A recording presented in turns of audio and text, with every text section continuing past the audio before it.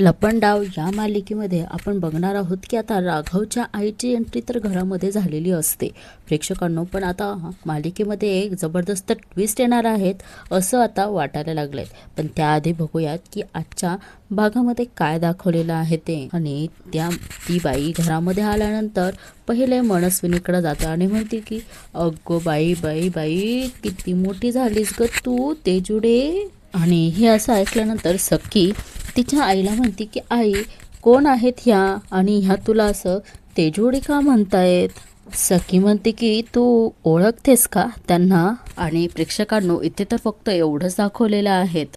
आणि इकडे सखीचे काका कबीरला म्हणतात की कबीर, तुझ्या डोक्यात नेमकं काय चालू आहेत आता. आणि कबीर म्हणतो की सखी मॅडमचं मन प्रेमाने जिंकणार आहे आता.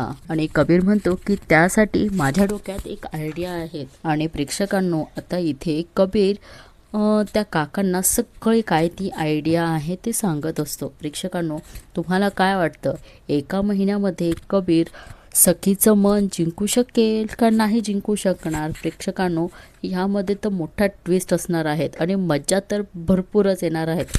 पण आता ती बाई जी राघवची आई घरी आलेली आहे, त्या बाईमुळे सुद्धा आता सरकारचं काही खरं नाही असं सुद्धा आपल्याला आता वाटणार आहे, दिसतं आहे.